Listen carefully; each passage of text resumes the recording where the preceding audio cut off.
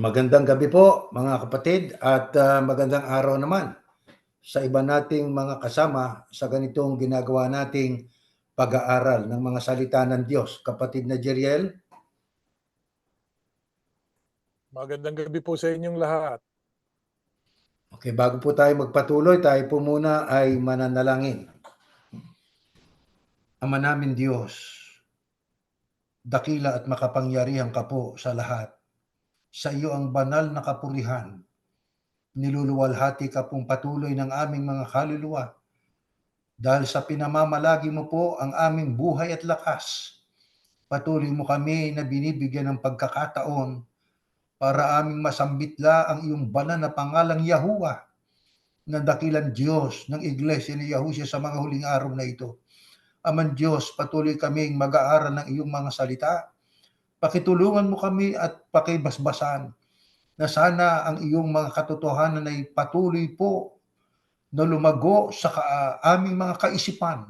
Kaya sa ginagawa naming mga pagsusuri, ay amin pong natututunan ang mga aral na kailanman na hindi namin natutunan sa institusyon. Pakitulungan mo kami, Ama, at pakibasbasan. Patawad din po sa aming mga kasalanan. Hinihiling po namin ang lahat sa pangalan po ng iyong anak, ang Panginoong Yahushua na aming tagapagligtas. Amen. Amen. Kapatid na Jeriel, ang paksa po ng ating leksyon, between Yahushua's death and resurrection, did he go to hell? Kaya yan po ang tema ng ating pag-uusapan ngayon sapagkat yan po ang itinanong sa atin. Alam niyo, ang sabi nga po ay mayroon pong pagkalito ang mga tao sa mga talatang ito na babasahin po natin. Alam ba niyo, kaya nagkaroon po ng pagkalito ang mga tao dahil sa ang konsepto na ang Kristo daw sa pagitan ng kamatayan niya at ng kanyang pagkabuhay na maguli, bumaba siya sa impyerno. Yan po ay isang konsepto ng Iglesia Katolika. At yan ay mababasa po natin sa aklat nila na ang tawag, ang pamagat ay The Apostles' Creed. Nang sabi doon, The Apostles' Creed states that Jesus was crucified, dead and buried. He descended into hell. Yan ang pagtuturo ng Apostles' Creed. Bumaba daw di umano ang Kristo doon po sa impyerno o sa dagat-dagatang apoy. Ngayon, mga kapatid, mahalaga po na ating malaman ang kaibahan ng dako ng pinaglibingan sa mga patay at ng impyerno. Una, wala pa naman pong impyerno ngayon eh. Wala pa pong dagat-dagatang apoy, magkakaroon pa lang. Kaya itong itinuturo ng Apostles' Creed na iyan po ay ang may akdan niyan ay si Clement H. Crack. Talagang kinakrak niya yung isipan ng mga tao eh. Pinako-confuse niyang isipan ng tao, nililito po niya. At yung aral na yan po ay magdadala sa tao doon sa hidwang pananampalataya. Kaya po ating sasagutin, hindi ho sa pamamagitan po namin, kundi sa pamamagitan din po ng banal na kasulatan sapagkat ang sagot ay mababasa rin natin sa Biblia. Mabuti siguro ho ay atin po munang basahin ang mga talatang yan. Dito ho sa unang Pedro. Ito ho nakasulat. Sapagkat si Kristo o ang Kristo nga'y pinatay kahit wala siyang nagawang masama. At minsan lang siya namatay para mapatawad ang mga kasalanan natin.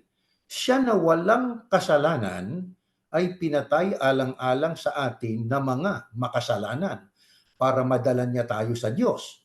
Pinatay siya sa laman pero binuhay siya sa espiritu. Tatandaan po natin yan. Nakasulat po yan, no? Pinatay siya sa laman pero binuhay siya sa espiritu. At sa kalagayan niyang espiritual, nangaral siya kahit sa mga espiritu ng mga taong nakabilanggo na hindi sumunod sa Diyos noong panahon ni Noe. Sa panahon yon, matyagang hinintay ng Diyos ang pagsampalataya nila sa Kanya habang ginagawa ang barko. Ngunit 8 tao lang ang sumampalataya at pumasok sa barko at nakaligtas sa tubig. Yan pong ating binasang yan ay pahayag siyempre ng Apostol Pedro na diyan ay nagsasalaysay na ang Kristo'y namatay dahil sa ating kasalanan. At ang sabi diyan ay pinatay siya sa laman, pero binuhay siya sa espiritu. At sa kalagayan niyang espiritual, nangaral siya kahit sa mga espiritu ng mga taong nakabilanggo. Ngayon, mga kapatid, dapat po nating intindihing mabuti po yung nakasulat na yan. Tatandaan natin, pinatay siya sa laman, pero binuhay siya sa espiritu. At nung siya'y espiritu na sa kalagayan, ay nangaral siya kahit sa mga espiritu ng mga taong nakabilanggo na hindi sumunod sa Diyos nung panahon ni Noe. Yan po ay atin pong dapat na maintindihan. Babalikan po natin yan mamaya. Pero ito po yan. Saan po dinadala ang mga taong namamatay? Alam na alam po natin, sa libingan. Ang tawag po sa wikang Ebreo ng libingan o dako ng mga taong patay, ano ho, ay Sheol, di ba kapatid na Jeriel? At ang katapat naman po niyan sa Greek ay Hades. Ngayon, dapat po nating maintindihan na ang Hades ay hindi impyerno. Hindi po yan ang hell. Ang Hades po ay dako na pansamantala na kinalalagyan ng lahat ng mga taong patay. Samantalang ang impyerno o yan nga ang lake of fire, yan naman po ang permanente o pinal na lugar na doon dadalhin ang mga kaluluwa ng hindi maliligtas. Magkaiba po mga kapatid ang Hades o Sheol sa Ebreo kaysa impyerno. Ang sabi dun sa aklat ng Katolikong Apostles' Creed, he died and buried and he descended into hell. Wala pa pong hell, mga kapatid. Magkakaroon pa lang. Ano katunayan? Basahin po natin ito mga kapatid. Next slide sa pahayag. Bago natin balikan ang unang Pedro. Pagkatapos nakita ko ang malaki at puting trono at ang nakaupo roon. Ang langit at ang lupa ay biglang naglaho at hindi na nakita. At nakita ko ang mga namatay, tanyag at hindi, na nakatayo sa harap ng trono. Binuksan ang mga aklat, pati ng aklat na listahan ng mga taong binigyan ng buhay na walang hanggan. Ayan ang mga papuntang langit, yan ang papuntang kaligtasan. At ang bawat isa sa kanila ay hinatulan ayon sa ginawa nila sa nakasulat sa mga aklat na iyon. Kahit sa dagat sila namatay o sa lupa, naglabasan sila mula sa lugar ng mga patay. At hinatulan ang lahat ayon sa mga ginawa nila. At ang sino mang hindi nakasulat ang pangalan sa aklat na listahan ng mga taong binigyan ng buhay na walang hanggan, ay itinapon sa lawang apoy. Ayan ang impyerno. Pagkatapos itinapon din doon ang kamatayan at ang Hades. At ang parusang ito sa lawang apoy ay ang ikalawang kamatayan. Mga kapatid, ano ho ang katunayan na yan pong tinutukoy na dako ng libingan ng mga patay?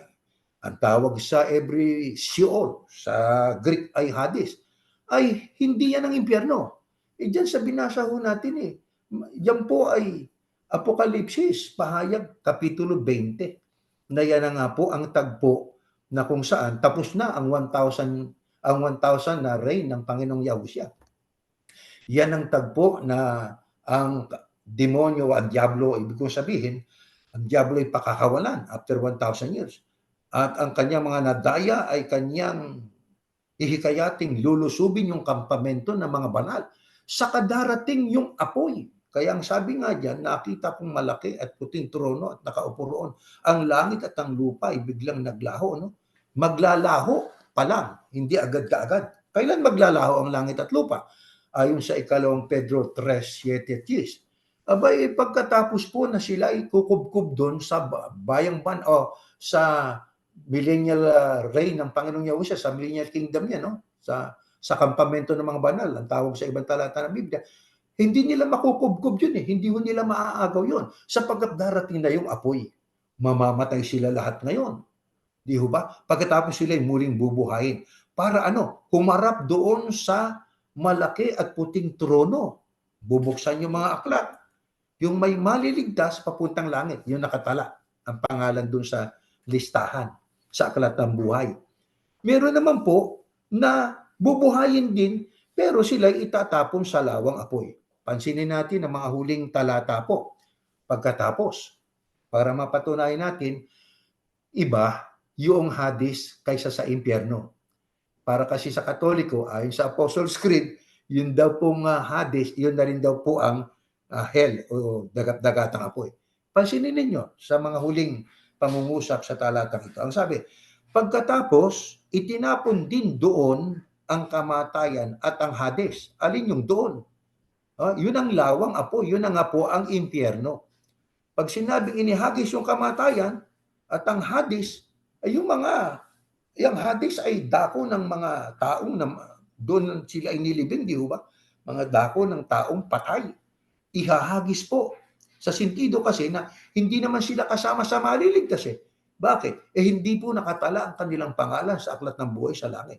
At ang sabi, ang parusang ito sa lawang apoy, yan nga ang impyerno, ay ang ikalawang kamatayan. Kaya tatandaan po natin mga kapatid, atin lamang pong kinaklarify na iba ang Hades sa hell. Ang hell, doon nga po ihahagis yung Hades eh. Nang ibig sabihin lahat ng patay na hindi maliligtas doon sa lawang apoy na yung po ang ikalawang kamatayan. Pero ang kay Kristo o kay Yahushua, nandun po sa bayang banal, bababa ang bayang banal eh. Di ba? At doon mapapaloob ang lahat ng mga maliligtas at sila'y makakasama ng Diyos magpakailanman. Kaya huwag tayong malilito, mga kapatid. Alam niyo, kaya yan ang dahilan, kaya natin pinag-aaralan ito eh. Bakit? Dahil nga po sa pagtuturo ng ating kinagis ng relihiyon, yun daw ang Hades, yun na rin daw po ang impyerno o dagat-dagatang apoy. Magkaiba po, mga kapatid. Ngayon, ito po yan. Paano pa pinatunayan po ng Biblia na mayroon pong dalawang lugar lang na pwedeng mapatunguhan o mapaglagyan ng mga tao, yung kanilang mga kaluluwa? Langit lang po, bayang banal lang at saka dagat-dagatang apoy. Basahin po natin, next slide. Ito, sa Lucas 16. Namatay ang pulubi at dinala ng mga anghel sa piling ni Abraham. Namatay din ang mayaman at inilibing. At habang nagdurusa siya sa lugar ng mga patay, nakita niyang sa malayo si Lazarus na kasama ni Abraham. Kaya tumawag siya, Amang Abraham, maawa kayo sa akin. Utusan niyo po si Lazarus na isawsaw ang daliri niya sa tubig at ipatak sa dila ko para lumamig-lamig ang pakiramdam ko. Dahil hirap na hirap ako dito sa apoy. Pero sumagot si Abraham, Anak, alalahanin mong noong nabubuhay ka pa sa lupa, ay mabuti ang kalagayan mo. Pero si Lazarus ay hirap na hirap. Ngayon naman, ay inaaloy siya rito at ikaw naman ang nahihirapan. Yan pong binasa natin ay parabola. Ang ibig sabihin ng parabola ay nagtuturo ng isang aral. Na diyan po sa ating binasa na yan, ay ating pong naliwanagan, may dalawang karakter na binanggit ayon sa parabola ng ating Panginoong Yahushua. Ang pulubi at saka yung taong mayaman. Alam niyo kung babasahin natin ang konteksto, yung pulubi hirap na hirap eh. Yung mayaman, nagpakasarap sa kayamanan niya. Diyan sa binasa natin, namatay itong dalawa. Nang mamatay yung pulubi, dinala ng mga anghel sa piling ni Abraham. Yan po ay figuratibo o matalinghagang salita. Nang ibig sabihin, si Abraham kasi nasa maliligtas po yan eh. Hindi ho ba? So ang pulubi, nasa dako ng maliligtas. Namatay din naman ang mayaman sa kainilibing. Pero ano nangyari? Nagdusa doon sa lugar ng mga patay. Nakita niya sa malayo itong si Lazarus na kasama ni Abraham. Kaya anong ginawa nitong taong mayaman na ito nang mamatay na siya doon sa parabolang binasa natin niya? Tumawag siya, Amang Abraham, maawa kayo sa akin. Utusan niyo po si Lazarus na isawsaw ang daliri niya sa tubig at ipatak sa dila ko para lumamig-lamig ang pakiramdam ko. Bakit? Saan ba nandun itong taong mayaman? dahil hirap na hirap ako dito sa apoy. Yang apoy, yan po ay sumisimbolo doon sa lawang apoy o yun nga ang dagat-dagatang apoy o hell o impyerno. Pero sumagot si Abraham, anak, alalahanin mong noong nabubuhay ka pa sa lupa'y mabuti kalagayan mo, pero si Lazarus ay hirap na hirap. Ngayon naman ay inaaliw siya rito sa langit. Parabola po yan, ho? Wala pa ho, hindi pa nangyayari yan. May lesson lang na itinuturo sa atin dyan. At ikaw naman ay nahihirapan. Diyan po sa parabolang yan, ay ipinakikita ng ating Panginoong Yahushua na literal talaga at may dalawang lugar na doon mapupunta ang kaluluwa ng tao. Katulad ni Lazarus, sa parabolang yan, ay sa piling ni Abraham. Sa kaligtasan sa langit. Samantalang itong taong mayaman, naghihirap siya doon sa apoy. Yan ay lumalarawan naman sa dagat-dagatang apoy o sa impyerno, mga mahal na kapatid. Ngayon, balikan natin ang unang Pedro 3:19 na ang sabi doon kanina, ayan, sa kalagayan niyang espiritual, nangaral siya kahit sa mga espiritu ng mga taong nakabilanggo. Diyan po ay tiniyak ng Biblia, letra por letra, nabasa po natin na ang Kristo, nang siya po ay nasa pagitan ng panahon na siya ay patay at pagkabuhay na maguli, sa panahon yan, ang Kristo po ay nangaral sa mga espiritu sa kalagayan at sa mga espiritong nakabilanggo. At ang kanila ang wikang, pag tinuloy natin, at sa kalagayan niyang espiritual, nangaral siya kahit sa mga espiritu ng mga taong nakabilanggo. Tiyak ng Biblia yan. Na sino yun? Na hindi sumunod sa Diyos noong panahon ni Noe. Sa panahon iyon, matyagang hinintay ng Diyos ang pagsampalatayan nila. Ngayon dyan, ang ating dapat na mapansin po, sa kalagayang espiritual ng Kristo, nangaral siya kahit sa mga espiritu ng mga taong nakabilanggo. Tatandaan natin, may mga nakabilanggo. Yan po'y tema na sabi nga po ay debatable. Pero atin pong pinag-aaralan para kahit na konti ay mayroon tayong kaalaman tungkol sa pagitan noong kamatayan at pagkabuhay na maguli ng ating Panginoong Yahushua HaMashiach. Ngayon ang tanong natin ay, sino-sino itong mga espiritong ito? Nang sabi po diyan ay sa kalagayan niya, Kristo na espiritual, nangaral siya kahit sa mga espiritu. Alam nyo, mga kapatid, wag nating kalilimutan na una, pero babasahin din natin mamaya po yan. Alam natin na si Satanas, dating cherubim po yan. Yan ang pagsampalatayan natin. Hindi ho ba? Siya ay nakipagbuno at nakipaglaban. Ambisyoso yan eh. Gusto pa niyang lampasan ang kaluwalhatian ng Panginoon Diyos eh. Binibigyan ko lang po kayo ng tip muna. Pero atin munang alamin po, sino itong mga espiritong pinangaralan ito? Yan po ang mga fallen angels o mga espiritu ng demonyo, mga kapatid. Mga anghel na dating anghel na ikangay sumama doon sa anghel na naging Diablo o Satanas. Pero alam niyo mga kapatid, may dalawang uri ng anghel eh. Basahin natin to. Next slide. Ito, sa Amplified natin babasahin. The heavens angels, praise your wonders, O Yahuwah, your faithfulness also in the assembly of the holy ones. Holy ones. For who in the heavens can be compared to Yahuwah? Who among the divine beings is like Yahuwah? A God greatly feared and reverently worshipped in the council of the holy angelic ones, and awesome above all those who are around him. Kaya may mga anghel po na holy. Sabi nga, council of the holy angelic ones.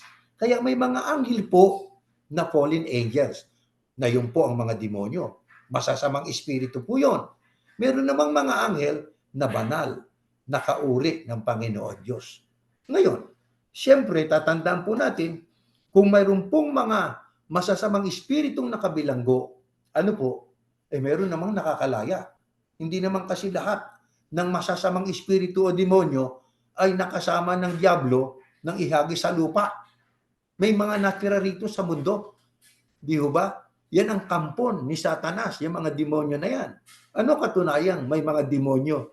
Bukod pa doon sa mga masasamang espiritu na kung tawagin ay fallen angels, na mamaya, mababasa po natin yan sa Biblia, na kasama ni Satanas na inihagi sa lupa.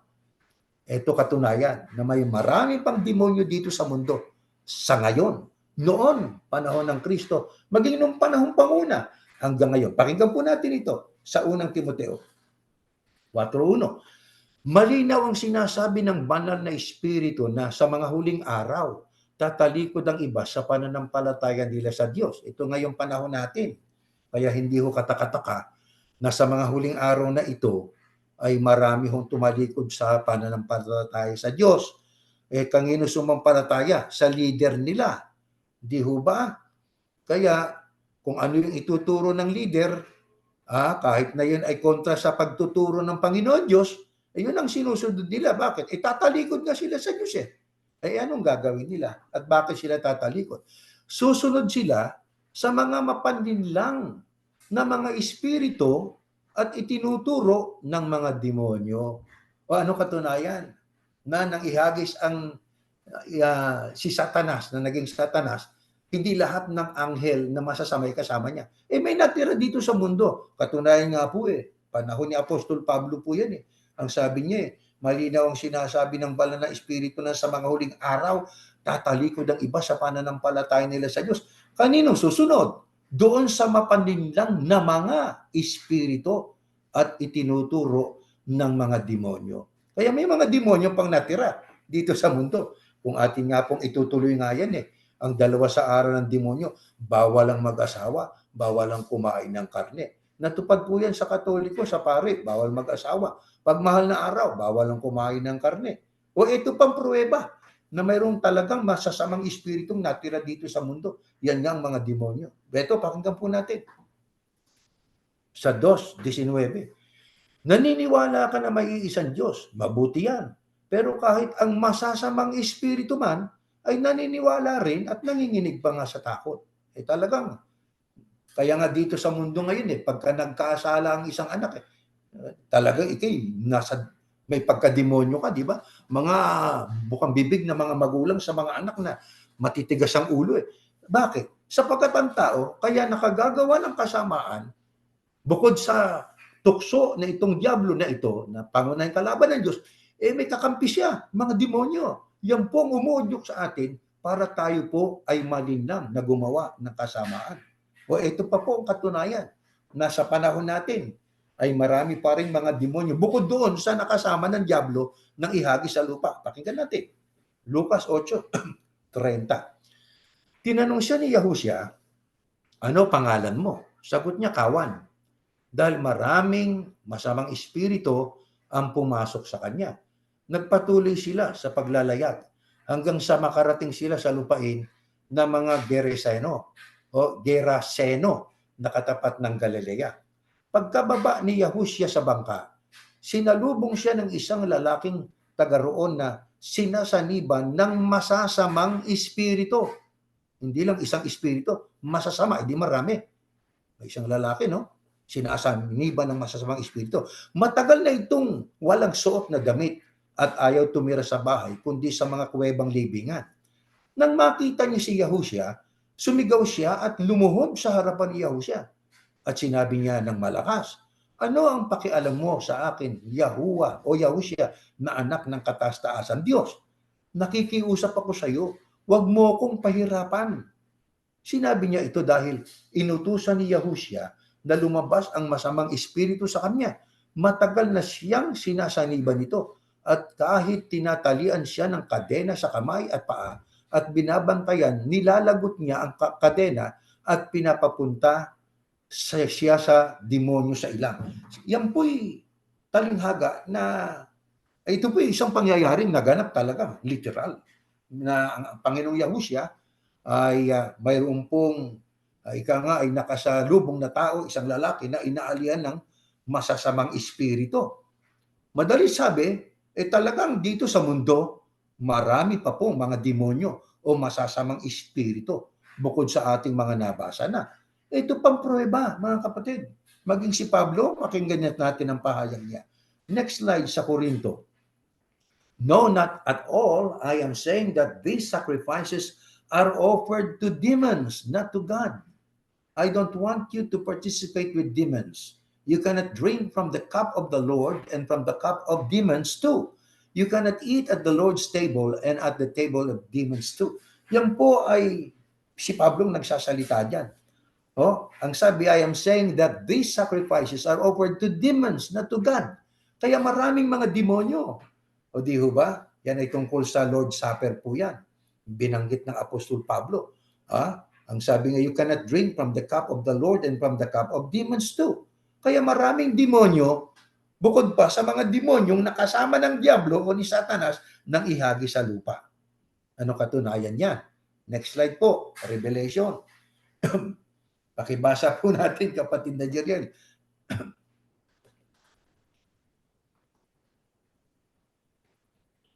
And there was war in heaven. Michael and his angels fought against the dragon and his angels. And the dragon lost the battle, and he and his angels were forced out of heaven.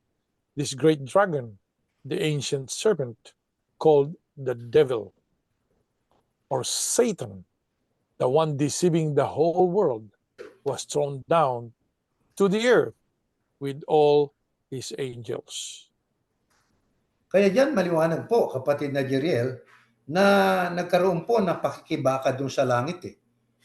Sapagkat yan ay ika nga pinangunahan nitong naging Diablo, na yan nga ang matandang dragon. Tawagin yan nga po ang si Satanas. Sapagkat nakipagbuno siya doon sa pag gusto nga niyang lampasan ng Diyos eh. Kaya ang sabi ay there was war in heaven. Michael and his angels fought against the dragon and his angels.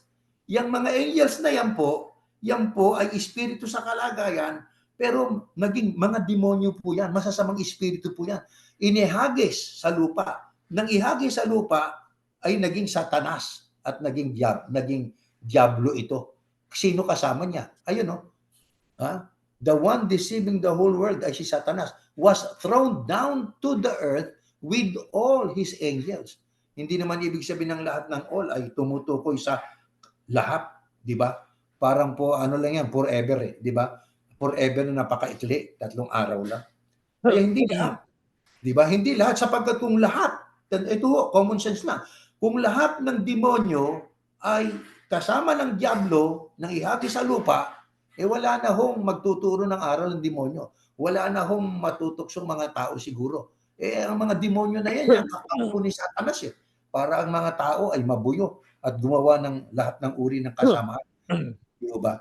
Saan sila nakareserba? Ito, pakinggan po natin. Next slide. Ayan. Alalahanin nyo. Alalahanin nyo rin. Let us read the Amplified. Okay, let's go. Let's go back na lang po. Doon sa Judas 1:6. Alalahanin nyo rin ang mga anghel. Ayun, ang mga anghel na hindi na natili sa dati nilang kalagayan, kundi iniwan ang kanilang lugar.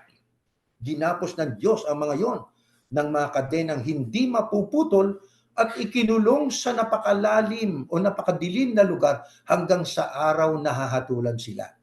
O kita ninyo, nakabilanggo yung mga anghel na yon ang masasamang espiritu, na yun ang mga kasama ng Diablo, na sila'y nakabilanggo sa napakadilim na lugar.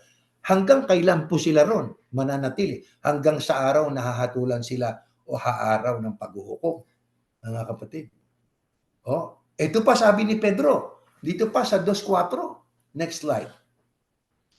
Ayan. For God did not spare even the angels who sinned. Kaya may mga anghel na ayon sa binasa natin kanina ay mga angelic ones. Mga holy angelic ones. Banal at kauri ni Yahuwah. Pero itong mga anghel na ito na naging ka-espiritu ng Diablo, ang sabi ng Diyos, sabi diyan sa Biblia, for God did not spare even the angels who sinned. He threw them into hell, in gloomy pits of darkness, where they are being held until the day of judgment. Wala pa pong hell. O, wala pang hell. Kaya ang saling ito ay questionable ito. Sapagkat ang hell po ay until the day of judgment pa. Di ho ba? Kaya maaring sila ay doon lang sa ibang salin ay sa abyss. O, sa napakadilim na lugar. Doon inihagis yung mga demonyo o anghel na mga nagkasala. Sapagkat nataglay nila yung espiritu o kaisipan nitong Diablo o ni Satanas. Kaya diyan po, mga kapatid, ay maliwanag na pagka ating binalikan ang unang Pedro 3:19, nangaral ang Kristo sa kalagayan niyang espiritual doon sa mga nakabilanggo. Ang mga nakabilanggong yon ay hindi lamang yung masasamang espiritu na nakasama ng Diablo eh. Actually po, mayroon pang nakasama yan eh, na ang turing din dyan ay mga fallen angels din eh. Oh, ito po yan, basahin po natin. Next slide. Pakibasa po natin ka Jeriel.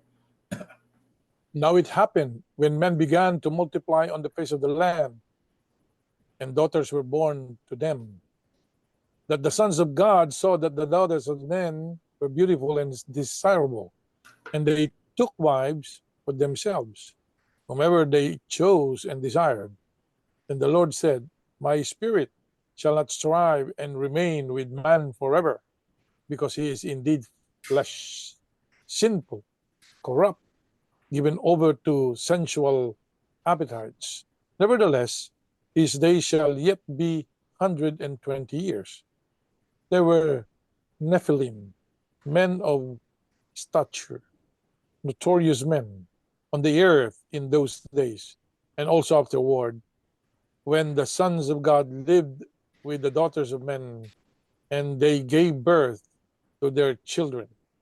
These were the mighty men who were of old, men of renown, great reputation, fame. Kaya diyan po kapatid na Jeriel at mga mahal na kapatid, bumalik tayo sa Genesis. Sino pa po ang kinukonsidera na mga fallen angels? Diyan kasi sa ating binasa, di ho ba, nagkaroon ng mga anak ang Diyos, may mga anak ng tao. Itong mga anak ng tao po, magaganda eh. Natukso itong mga anak ng Diyos na kumuha ng maging asawa nila. Kaya ano naging resulta? Aba, ang sabi ng Diyos Then the Lord said, My spirit shall not strive and remain with man forever, because he is indeed flesh, sinful, corrupt, given over to sensual appetites. Nevertheless, his days shall yet be 120 years. There were Nephilim, men of stature, notorious men on the earth in those days. Kaya ang naging bunga po, noong magkaroon ng mixed marriages, yung mga anak ng tao at mga anak ng Diyos, nagkaroon sila ng mga anak na ang tawag sa mga anak nila ay mga Nephilim. Kung babasahin niyo po sa encyclopedia, yung mga Nephilim, mga higante. Kaya kung tawag, men of stature, notorious men on the earth in those days. And also afterward, when the sons of God lived with the daughters of men, and they give birth to their children. These were the mighty men.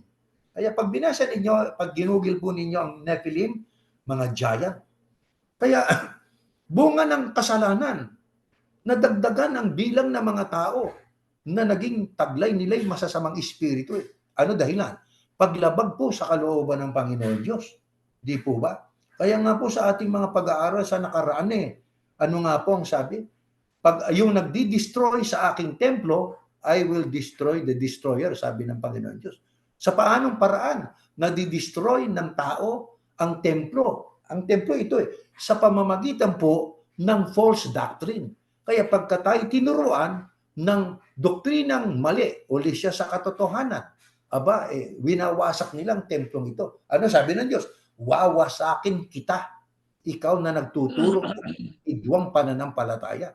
Kaya yan po, sa aklat ng Genesis, unang aklat ng mga lumang tipan, ang mga tao bunga ng pagsuway, naging kasama sila sa uri na masasamang espiritu, mga kapatid.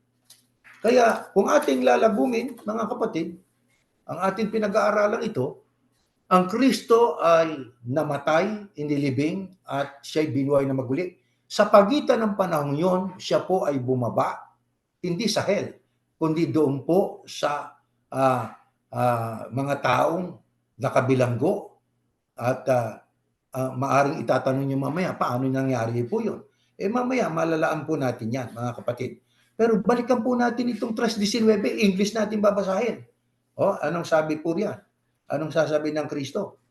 Ayan. In which he went and proclaimed to the spirits in prison. Ang Kristo po, nang siya po'y bumaba doon sa kabilangguan, mayroon siyang pinroklama. Ano ba ibig sabihin po ng proclaim? Pag sinabi hong proclaim, katumbas nag-preach, o meaning ay publicly kanyang diniklara. Na ang katumbas po, bumaba ang Kristo doon sa abyss at kanyang pinroklama ang kanyang pagtatagumpay laban sa mga fallen angels. Yun na nga po ang kanyang sinabi sa wikang Grego, tetelestai. Na anong ibig sabihin? It is finished. Tapos ang misyon niya, nagtagumpay siya laban sa diablo. Kailan siya nagtagumpay? Sa diablo at sa lahat ng masasamang espiritu o mga demonyo at mga taong may taglay na espiritu ng diablo. Pakinggan natin. Ito nakasulat, 2:15.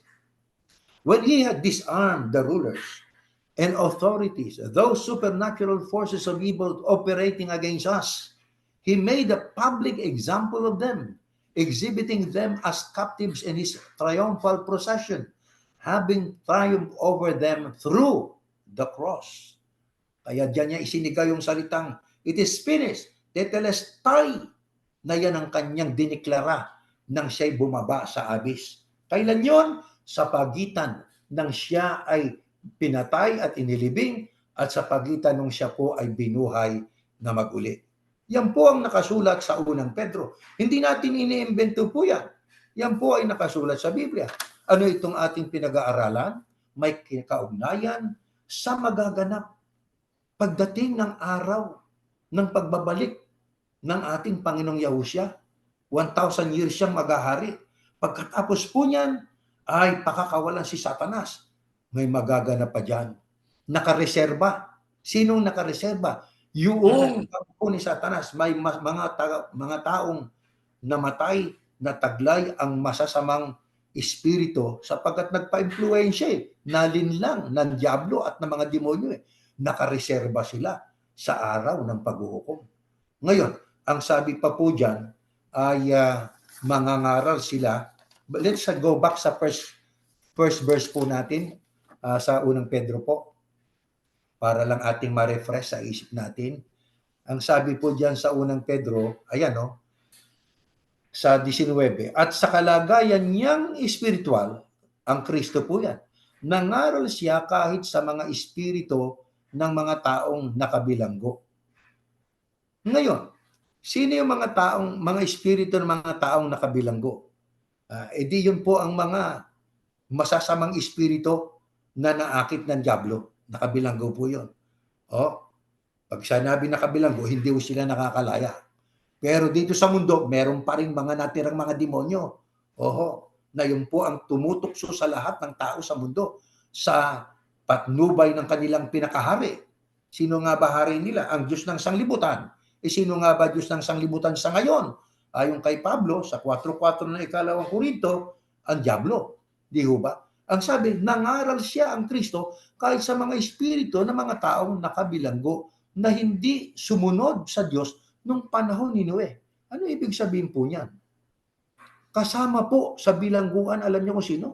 Ay ang mga espiritu ng mga taong namatay nung panahong ng bahanggunaw sa panahon ni Noe.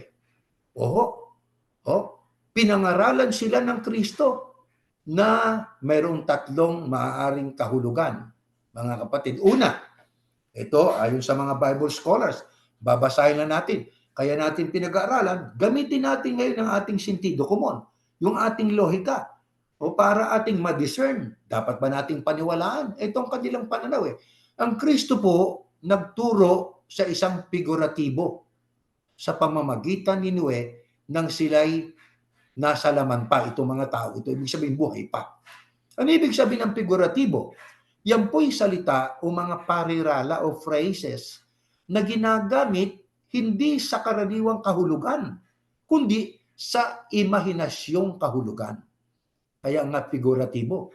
Ang Kristo'y nagturo sa isang figuratibo na paraan sa pamamagitan ni Noe ng ang mga taong ito ay nasa laman pa o buhay pa nung panahon ni Noe. Paano pa? Ang sabi po, ang Kristo'y nagturo sa literal na paraan.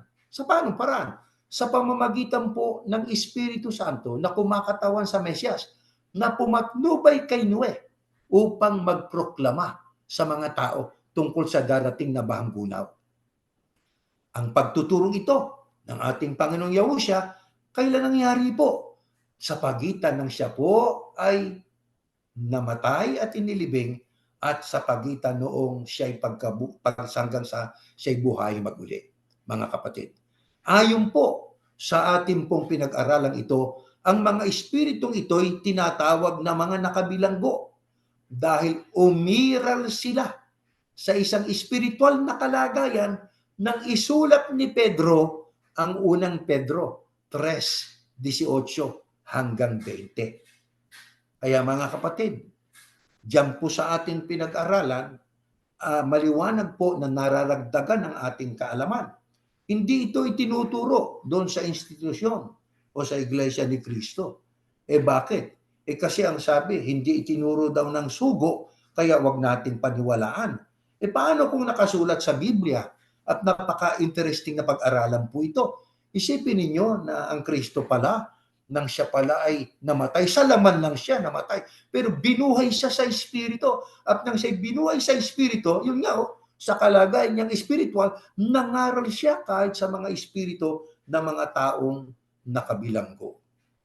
Kaya diyan po ay ating naintindihan, nararagdagan ng ating kaalaman, nang ibig lamang sabihin po, dapat ang tao ay pumanig sa panig ng Diyos. Huwag tayong pumanig sa masamang espiritu. Pagka ang ating pong napagtanto ng isang aral ay lisya sa katotohanan, questionable, sabi nga sintonado yung aral, dapat nating siyasatin po yun.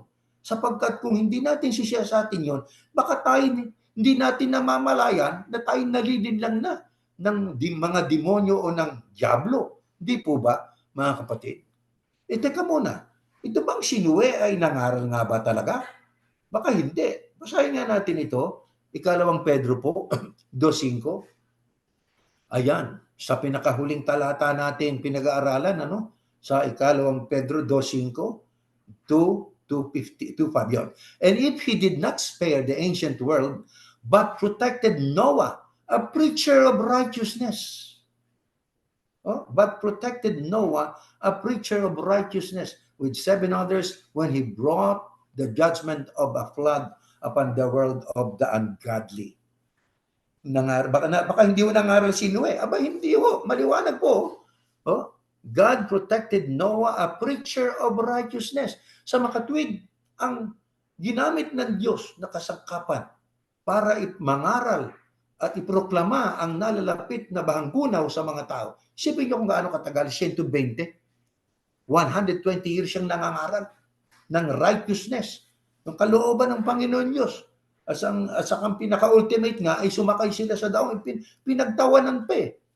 Alam nyo, ang mga tao na nasa organized religion, hindi man lahat, pero lalo dyan sa ating pinanggalingan, ang tingin nila sa mga tao na hindi nila kasama, napakaliliit. Yan, ang wika, pang dagat-dagatang apoy yung mga lahat ng yan.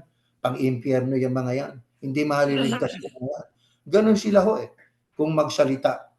Kaya tayo na mga kabilang sa napakakaunting labi, nalalaan po naman natin yun. Alam naman natin mangyayari po yun Di ho ba? Na doon sa minority na yan, nandoon po ang patnubay ng Diyos, nandoon ang pagkasi ng Panginoon Diyos, nandoon ang Kristo na ating pong tagapagligtas. Kaya mga kapatid, itong ating pinag-aralan ito'y sagot doon sa tanong na yun nga, ano ang ginawa ng Kristo sa pagitan ng kamatayan niya at pagkabuhay na maguli, between His death and resurrection. Yan po ang ating napag-aralan, mga kapatid na Jeriel. Opo. Karagdagang kaalaman po yan. Hindi po natin nalaman po yan sa ibang relihiyon. Hindi natin natutunan sa Iglesia ni Cristo po yan.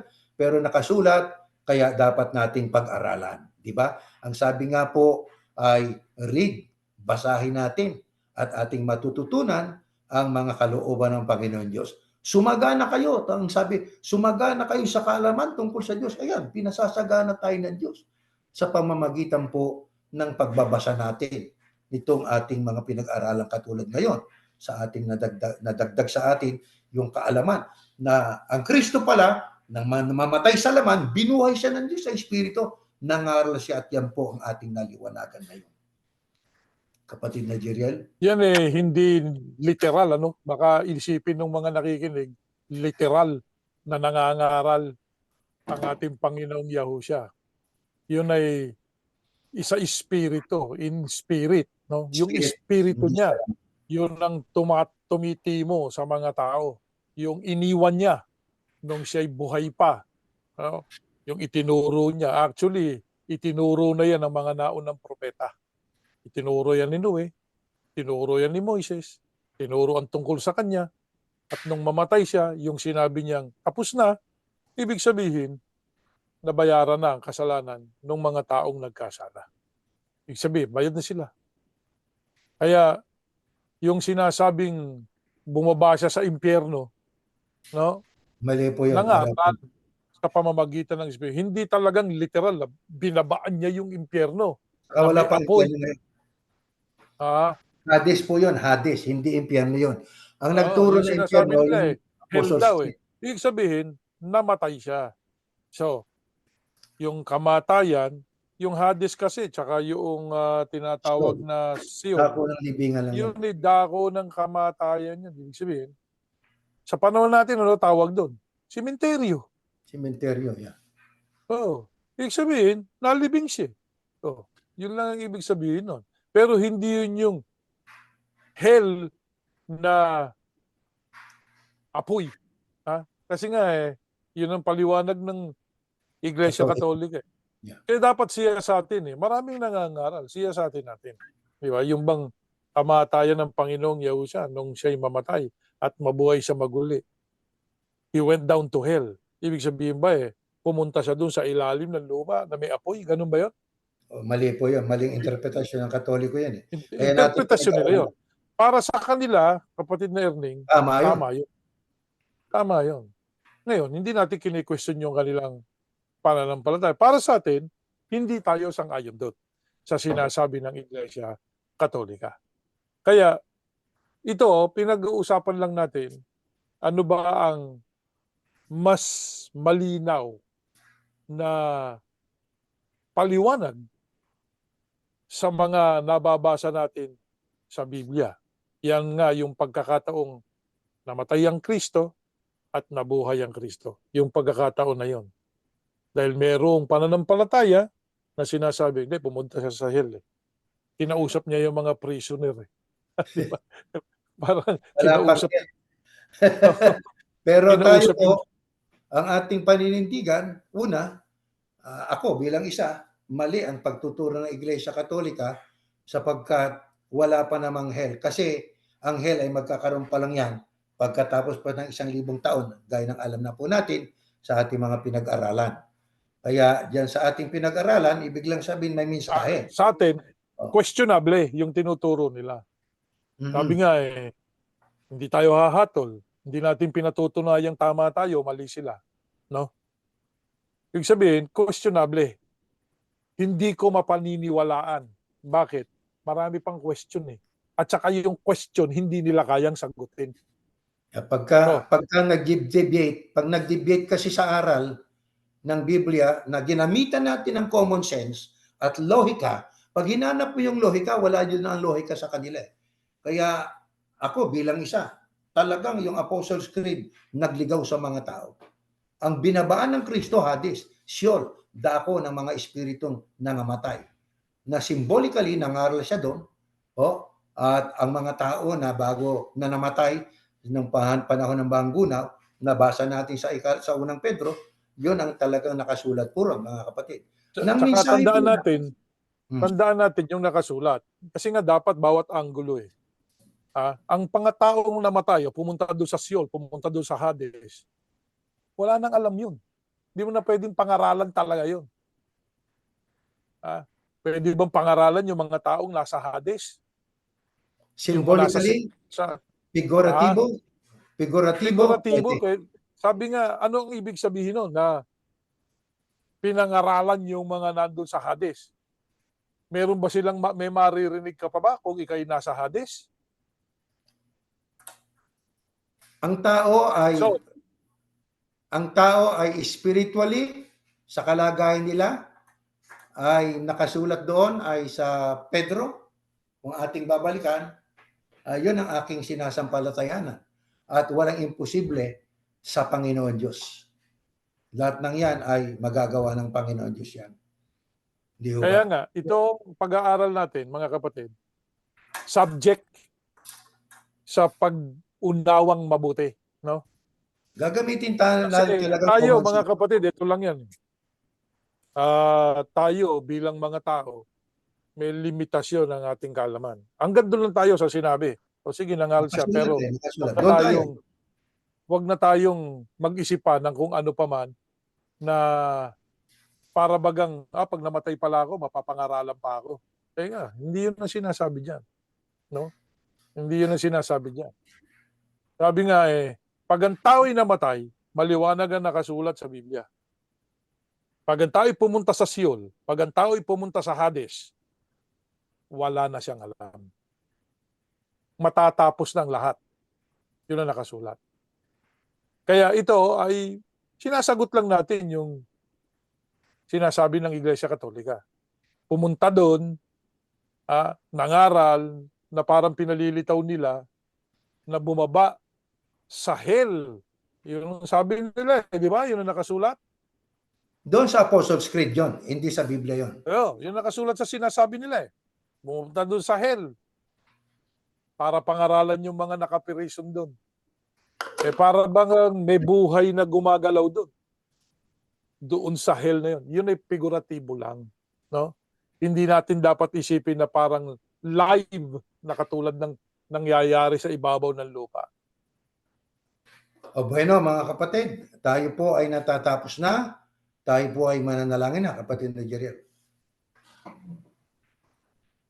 Ama naming Yahuwah, pakibasbasan mo kami at damayan, pakitulungan na maunawang mabuti ang iyong kalooban.